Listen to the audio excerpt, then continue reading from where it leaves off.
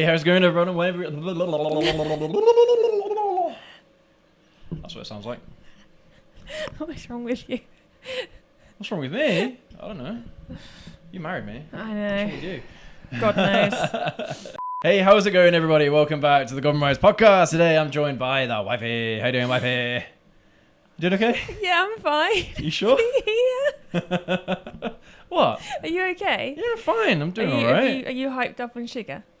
Probably, yeah. Yeah. I had a few nerves before doing the intro. So there you go. But are you sure you're doing okay? Yeah, fine. Okay. Yeah. Right. Not at all scared or All right. blinking for help. Oh, come on, don't be like that. That's mean. That's I'm really joking. cruel. Someone in the comments will take that very seriously. I'm only joking. She's fine, I promise. No, she is. I think. I'm You fine. are- you are okay. I'm yeah. actually fine. Yeah, I'm very well. Thank you.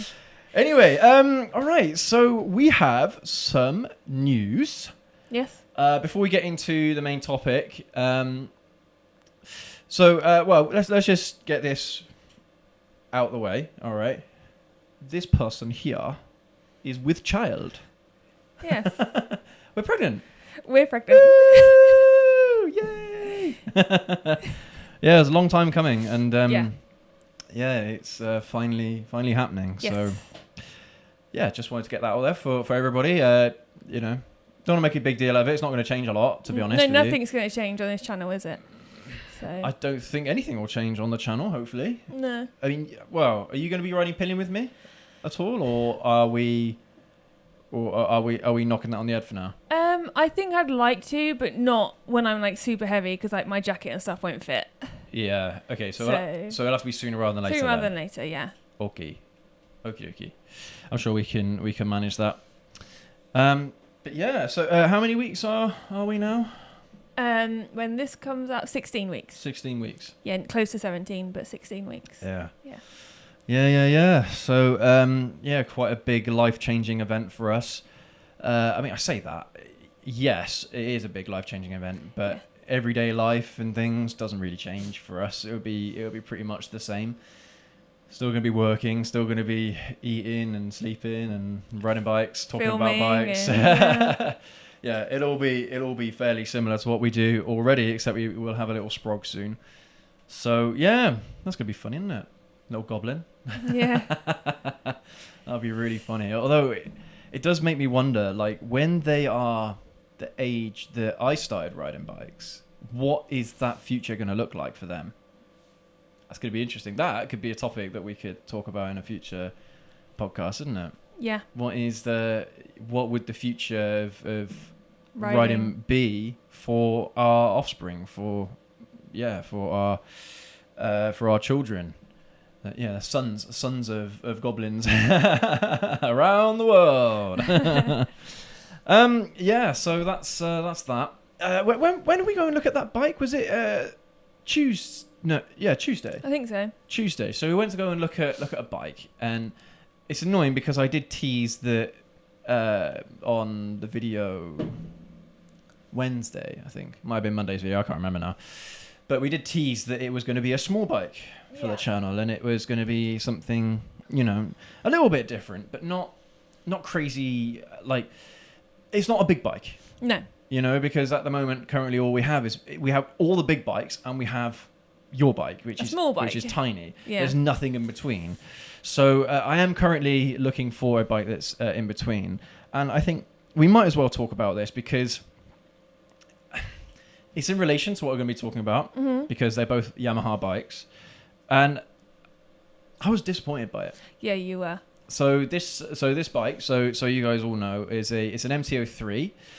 But it was a 2008 MT-03, so it's the single-cylinder 660cc thumper. You'd think that would be a fun bike, producing plenty of torque. It had a decent amount of horsepower as well. But yeah, I test rode it, and there are a few issues with the bike. So there was a leaky fork seal, which I don't want to be dealing with, to be honest. Not when I first buy a bike. I don't want to be dealing with that kind of stuff.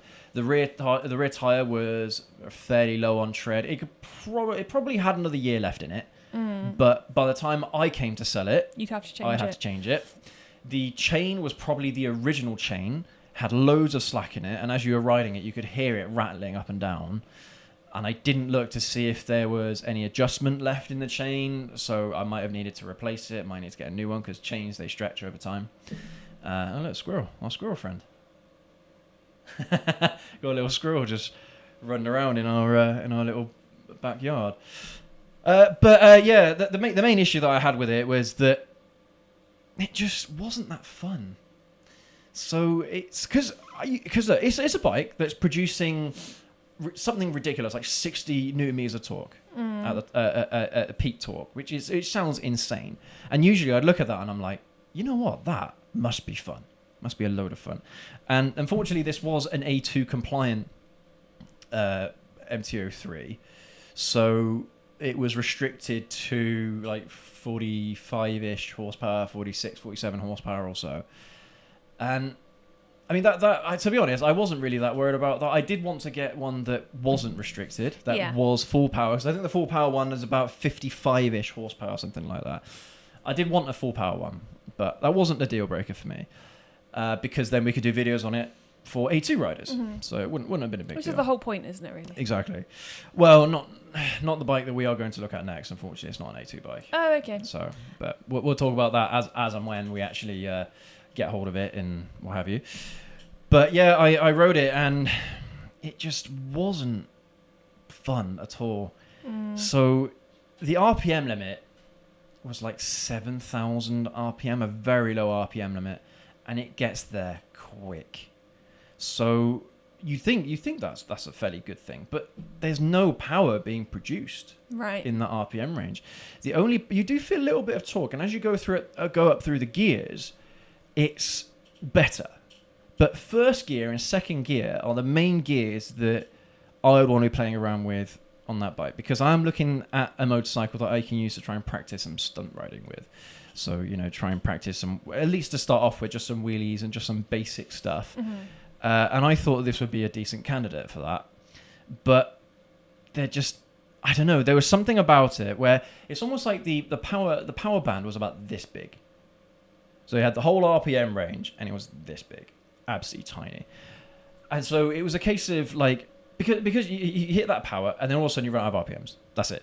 Right? So you have to change gear. And when it comes to doing wheelies, you do want a little bit of RPM so you can do what's known as chasing it out. So if you haven't quite got the wheel up to a balance point, you can pull the throttle back. You can pull the throttle back to lift it up a little bit. But if you haven't got any more revs left, it's not going to go up, you're going to really struggle. And I kid you not, when anything below 5,000 RPM, it was probably less power than your 125. That's how it felt anyway. Yeah, it's funny, and I think I said to you, because I always obviously go with you, because you need to get there, and then if you decide to buy the vehicle, you've got to get home. So I end up obviously driving my car home or whatever. And you said you got in the car and you said, it wasn't for you. And I said, yeah, I could tell. Because I know you so well. I know when you get off a bike, whether we're in for a haggle to buy it, or if you're going to be like, I'm going to leave it or think about it, or whatever polite way you decide to say, And I was like, you have a tell in the way your face lights up, or the way you look very serious. I know which way it's going to go at that point. So I just sat in the car and I was like, I'm just going to wait for you to do what you need to do. It is unfortunate because that bike was going for cheap. Yeah. And I did say to the owner that this bike is going really cheap. If you fix that fork seal, you'll probably get what you want for it. Yeah. I mean, he was willing to let it go for £1,700, but I know from looking up at other bikes, other MT-03s of that same age, with a similar kind of mileage, some even more mileage, they're going for nearly 2.5. And if it's not the bike for you, then it's not the bike for you. Exactly. But you have to test ride these things to know. Yeah. It's... Yeah. It just is the way it is, isn't it? The thing is, if I would have felt really bad if there were no issues with the bike, because I would have come over, I would have test ridden the bike, not enjoyed it, and then had to try and come up with some excuse for walking away from it. But that fork seal was a genuine concern for me. Yeah. Because one had been changed, but the other one hadn't. Is that right? Yeah, that was a bit odd. I'm not. Yeah, he said one of them was absolutely fine. Yeah, and you could tell that it had been changed fairly recently. But yeah, the other one, it wasn't leaking badly. But it was leaking. It hadn't come up on the MOT. He said it didn't come up on the MOT, which I'm surprised about because those things do come up on the MOT. You get a little bit of oil that comes out of it. It goes down the fork onto the brakes. You have no brakes. Yeah, so it is hazard, a safety issue for sure. It wasn't leaking to the point where it would be dripping like that, though. It hadn't got to that point yet, but it would be something that I'd need to fix. But I think as well as a buyer, you can always just say, if you make the journey and excuse me, and you decide not to get it, you could be like, it's all right to just think about it. I'm not. I just want to mull it over, and then in the nicest way, ghost them. I know it sounds awful. But in the nicest way, just be like... It's tough, isn't it? Yeah, when you're buying a used bike. Yeah. Because if it's a bike you've never ridden before... Yeah. And yes, even though it might have issues, but if you don't enjoy the riding experience... And you don't want to say that to the seller, I just don't like the bike. Because obviously they liked it or loved it at one point. I said to you that if it was a bike that I thoroughly enjoyed riding, I probably would have bit the bullet and just bought it. Yeah. Whilst I was there. Yeah. So with the leaky fork seal, with that worn rear tyre, I probably would have just bought it anyway. But the fact that it was a riding experience that I didn't enjoy, and it was a riding experience, and the bike had issues, that I just didn't think that it was a good move. The only time I've ever been surprised that you've walked away from a bike was your Honda CBR. Really? Yeah. What do you mean? Because I thought you really liked it, but you didn't get a chance to test ride it, did you? No, I didn't. But I didn't walk away from it, though. And but then he messaged you saying about taking it for less, and then we went back and got it. Do you remember? No, I actually don't remember. That was the only bike I was like, I was convinced you were going to get it. And then he messaged you saying that, if he cut it down to this price and you picked it up on this day, would you take it? I don't think I had enough money. I think that's the problem. Really? I think that was my limit of how much I could pay for it. Right. And then he let it go. And then okay, that's for that much. I mean, that's just that the way it goes, isn't it? Yeah, but no shade to Yamaha in today's video at all. It was just something that I thought I'd mention. Oh, that was another thing as well. As I was riding, the dashboard was wobbling, rattling like that as well. Oh dear. So you couldn't really see your speedometer. You couldn't see your RPMs because it was just doing this all the time. It is a shame. You won't really get away with that as an excuse from the police, would you? I couldn't see my odometer because everything was... To be fair, I don't know if that's a stock thing, if that's just how it comes, or if it was because there was an aftermarket exhaust on it, which was quite loud, to be honest. And that was with baffles in. It was loud. How long could you hear me for going down the road as I rode away? I can't remember, but when I was chatting to the guy, you were over the other side of the field, and he could tell which direction you were coming in because he could hear you. And I was just like, but it was loud. The thing is, for a little bike, it shouldn't be that loud, No. Not really. It shouldn't be that loud. Anyway, loud. So I expected it to be a decent riding experience for looking at a spec sheet, and that's why you can never trust a spec sheet. Yeah. A spec sheet might look very, very positive. It might look very, very good, but until you actually sit down and ride the bike, you're never going to know exactly what that bike rides like. Yeah. A great example is this bike we're going to be talking about today. So the Yamaha R9 has come out this year. I think it's for sale, but I think it's for pre-order only at the moment. I don't know when they're actually releasing the bikes. I'm not sure. But the engine in that bike is from an MT09. Mm-hmm. One of the best bikes Yamaha's ever made. You liked riding that hands one, didn't down. you? That's a great bike, MT09. Another bike that I thoroughly enjoyed riding was the XSR900 GP, which also uses the same engine as the MT09. So Yamaha now have 3 bikes in their SKU, all running the same engine. Right. Or three bikes in different SKUs, all running the same engine. That's not necessarily a bad thing. The problem is the spec sheet. It almost lies to you because it's not impressive. Right. The spec sheet is not impressive at all. But when you ride the bikes, oh my God, it is amazing. One of the best riding experiences I've ever had on both the XSR900 GP and on the MT09. Absolutely fantastic. Before you rode those bikes, did you look at the spec sheets? Yeah, of course. Because I've got to do my research beforehand so I can put them in the videos afterwards. So were you completely taken aback that the spec sheet was so far off base as to what you're experiencing? Yeah, absolutely. Yeah. And that's literally what I was about to say, is that it goes both ways. That you can look at a spec sheet and it looks really good, but you get on the bike and it's actually not a very good riding experience. Or you can look at a spec sheet and think, that's not all that impressive. But actually then when you get out and ride it, it's amazing. And that was genuinely the case with both the MT-09 and the GP. Absolutely fantastic bikes. Yeah. Sorry, you're going to say something. I can't think what I can think what the R9 looks like, but the other bike, I'm drawing a blank. The MT-09 rather? MT-09, yeah. I can think what the MT-09 looks like, but the other bike that you've ridden, I can't remember what it looks like. I'll bring up some pictures in a minute because... I was going to say, I've drawn a blank. It's one of them... Well, we might as well show you guys whilst we're here of the bikes that we're talking about. This is the XSR900 GP. Oh, yeah, I like the look of that one. Okay. I mean, to be fair, it's not going to be to everyone's taste. It's the Iron Man bike, isn't it? I didn't like the look of it at first, but it really grew on me. I like the look of it. And when you combined it with the riding experience, at that point, I'm like, I don't care about how good this bike looks.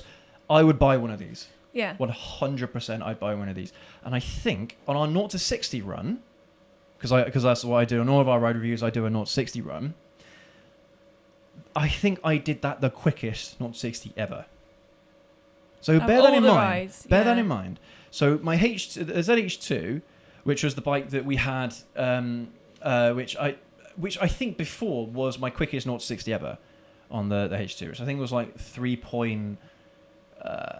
might have been like 3.18 seconds, something like that. With 200 horsepower, okay, like 130 newton meters of torque, ridiculous amounts of torque. That bike, I managed to get 0 to 60 in 2.9 seconds. And that bike, the XSR900 GP, has got 120 horsepower. And about 93 or 94 newton meters of torque, something like that. Not impressive. It doesn't look impressive at all. Doesn't sound it, does it? Doesn't sound impressive at all. And this is one of the reasons why I genuinely believe that the R9 isn't going to sell very well. Well, because the spec sheet is underselling it? Yeah, because it's a triple. Right. I don't have anything wrong with... I don't have any issues with triples whatsoever. I actually think that triples have been some of the best riding experiences I've ever had. Again. I just don't think that people are going to look at the spec sheet and think, that's peak Yamaha. When in all honesty, it probably is peak Yamaha, because that bike is peak Yamaha. To be fair, the MT-10 right now is peak Yamaha. That was... Like, MT-09 was great. MT-10 was elite. That bike is so good. That was so fun. Like, imagine MT-09 on steroids. That's basically the MT-10. But they're cancelling production of that bike. Well, excuse me. No, not cancelling production. They're no longer going to be selling it in the UK and Europe because of... Emissions, yeah. The same reason that they had to cut the R1 out of the equation. But when you think that Yamaha's flagship supersport, the R1, 200 horsepower, 186 mile an hour top speed. In fact, it probably could do more than that if you de-restricted it. I don't even know how much torque it had, but it was a load of torque. Inline 4. That was a lot of people's dream bikes. And now you're going to expect them to buy an R9 instead? Yeah. I just don't know if people are going to buy into it. Even though it's probably going to be one of the best bikes ever ridden. Because of that experience right there. It's got the same engine, probably the same frame. Everything's probably the same, just apart from the way it looks. So imagine this, you guys, right? So you've got the XR900 GP. I think that it's going to be this bike looking like this. Okay? That's a Yamaha R7. A very, very pretty bike. Quite underwhelming, unfortunately, when we did our ride review of this bike. It wasn't the best super sport riding experience I've ever had. But I think it's going to be the XR900 GP looking like that. Near enough. Maybe not panel for panel, but similarly enough. This is Yamaha's kind of design, signature design for their modern super sports. So I think the R9 is going to look very similar to this with that engine. I think it's a fantastic combination, and honestly, I would buy one. Because that was my next question. Because the look is going to be even better, in some people's minds, significantly better than the GP here. I think I'd be more inclined to buy that than this. even though that is one of the best riding experiences I've ever had. But I'm pretty convinced the R9 is going to have a very similar riding experience. Because if we look at the numbers, the spec sheet, so the R9, this is 2025 R9 spec sheet, 889cc inline 3-cylinder engine, producing 117.4 peak horsepower and 93 peak newton meters of torque. And that's at quite a low RPM limit, 10,000 RPM limit for the horsepower and 7,000 RPM limit for the torque. If we look at the XSR900 GP from Yamaha, we've got an 889cc 3-cylinder engine, producing 117.4 horsepower at 10,000 RPM, 93 newton meters of torque at 7,000 RPM. I have a question. So that bike there, that GP, came out 2024. Yep. And the R9 is coming out this year. Yep. So basically, well, I think I've just answered my own question in my head. So basically the same bike, the shell is different. Yep. I was going to say, what is gonna make diehard Yamaha fans change from that to the R9 because of looks? To be fair, I actually think diehard Yamaha fans are going to go for both these bikes. Yeah. I think they would love both these bikes. But if they can only afford one of them and they've got the GP. Well, no, the problem is going to be trying to attract new buyers to Yamaha. Buyers like myself who bought Kawasaki or Hondas or Suzuki's even, or maybe even Triumph or Aprilias, whatever the case might be, trying to attract those buyers over to Yamaha. That's where I think they're going to struggle. But that bike and the R9 are so different in looks. They are, yeah. They're basically the same chocolate, they're different candy coating, aren't they? Yeah. So you're going to get some people who are going to be very much Camp GP because they like the look of it, they like that kind of retro look and style. And then you're going to get some people who are going to be Camp R9 because they prefer the much more modern version. And to be fair, actually, it's quite clever in a way for Yamaha to be like, we're going to offer you the same bike with a different coating, so you can have which one you prefer the look of. Yamaha knows what a gem this engine is, though. They know how good it is. But don't you think it's clever? From a selling point of view, you're going to get people who have maybe, like I said, like the more classic version, like looking bikes, or the more modern looking bikes, and they're going to have the same experience. It's just going to look different. It's really clever. It is, but it is going to be quite unfortunate because I don't think the XSR900 GP sold very well. Right. Not in the UK anyway. I don't think it sold very well. And I think it's because of the way it looked. Do you think that's why they decided to keep everything but change the outside? Maybe. More people will buy into this for sure than the GP, but they're both going to be brilliant. If you ever get a chance to ride an XSR900 GP, go for it, especially if you're looking to buy an R9, because it'll give you a really good idea of what the riding experience is going to be like, and you're going to be hooked immediately. It's going to be so great. But Richard Hammond did a piece on the bike that I rode. Yeah, no, I know. On that bike. That exact bike. On that exact XSR900 GP that featured in our video, Richard Hammond rode himself, and he also did a piece. It was for a magazine. I can't remember what magazine it was. I don't remember reading what it said in the piece, but Yamaha, they knew it was a great bike. It was just trying to convince riders that they should buy it. Yeah. And I'm doing the same thing. I'm trying to convince you to buy that XSR900 GP. It was amazing. I'm looking forward to you test riding this bike for a true comparison to how you felt, like first impression. It will be the same. I'm going to be blown away by it. Absolutely blown away by it. If for whatever reason you get on the bike and you're not, I want you to put that exact clip at the beginning of the video. No, I promise you. I already know what's coming. I already know what it's going to be like, and I know it's going to put a massive smile on my face. Genuinely.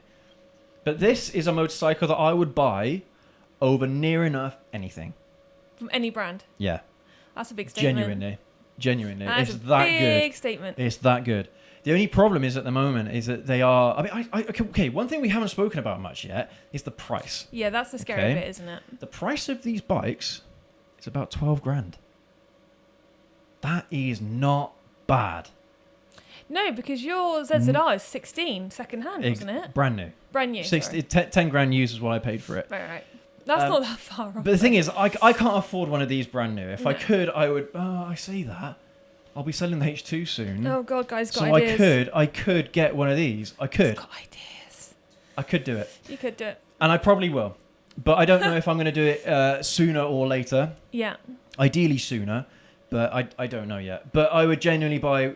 one of these R9s over my ZH2, which is an insane thing to say because the ZH2 is my favourite bike of all time. You've loved it, but yeah. That's going to be close, man. It's going to be very close. But that is one of the most attractive things about the R9 is the fact that it's cheap.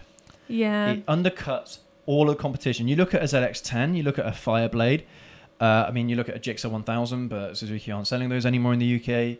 They're all like, what, 17, 18, 19 grand? And for the Fireblade Triple R SP, you're looking at 25 grand, something like that. It's That's ridiculous a house deposit. amount of money to pay for a bike. Yeah. And that is half. The R9 is going to retail for half of that. And it's probably going to be a better riding experience as well. Because you know how I was complaining about the MT-03 that we test rode, how it had a very small amount, it had a load of power in a very small area of its rev range. Yeah.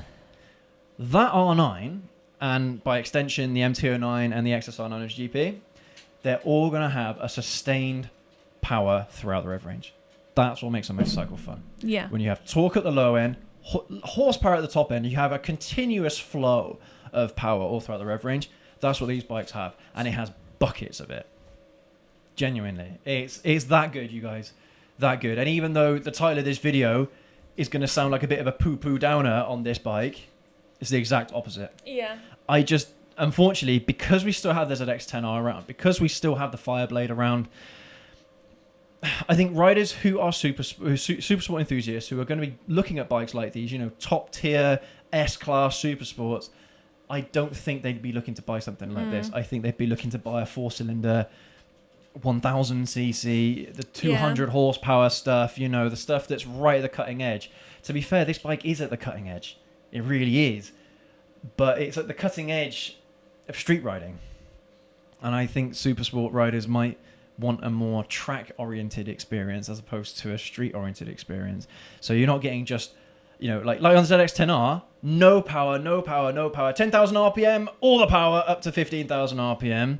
That's not the experience that you're going to get on this. It's going to be much better. Honestly, I'm telling you right now, man, that is a great bike. I'm telling you, I'm going to bet already that this R9 is going to be one of the best motorcycles ever made. Not just because of the way it looks, but because it's got that sweet MT-09 engine, which is just, it's just a masterpiece. Absolutely amazing. I know some people are going to have a little bit of a funny thing about how this exhaust hangs underneath here like this.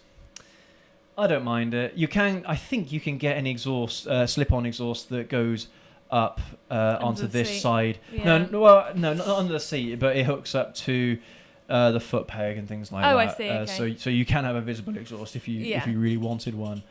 But yeah, man.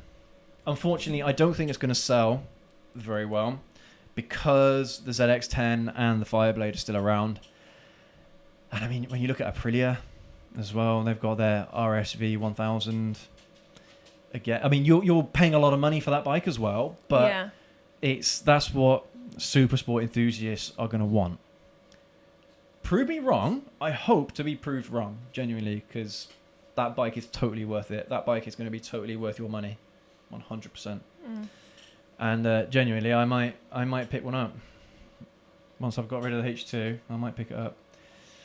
But yeah, I bet you weren't expecting that, were you? Especially because we were talking smack about the MT-03 earlier. That's the thing. I mean, I am going to do a video in the near future about why I love Yamaha. And I mean, I'm not going to give away the overall kind of idea behind the video, but basically they're the underdog. Really, when you look at it, they're the underdog. And the fact that they can come out with bikes like this, despite really heavy competition, is amazing. Absolutely amazing. So I'm looking forward to having a go on one of these bikes, and I'm looking forward to owning one day. Either the R9 or the XSR900 GP, either, I don't care. I love the look of both of them. I do prefer the look of the R9, but I'll ride both. I don't care. I'll own both. I think they're both amazing. But there you have it, everybody. Let us know down in the comment section below what you think about the R9 coming out well, the R9's already out, but you know what I mean, what you think it's going to be like, how well it's going to perform from a sales perspective, or I don't know. Any of you that have ridden an MT-09, you already know that this is going to be a great bike. Simple as that. As do I. So you guys let me know down in the comment section why this bike is going to sell very, very well, or why you think it's going to sell poorly. Knowing us, it's probably going to land somewhere in the middle. Yeah. Isn't it? But I hope that this bike sells really well, because Yamaha have done a cracking job with it. But yeah, thanks again for joining us on our podcast today. If you've enjoyed it and if you've learned something today, you found it informative, then go ahead, leave that like, hit that subscribe button down there and that notification bell. And like I said, leave us a comment as well. I really appreciate it. But thanks again, everyone. Take care. Ride safe. We'll catch you all in the next video. Have a good one.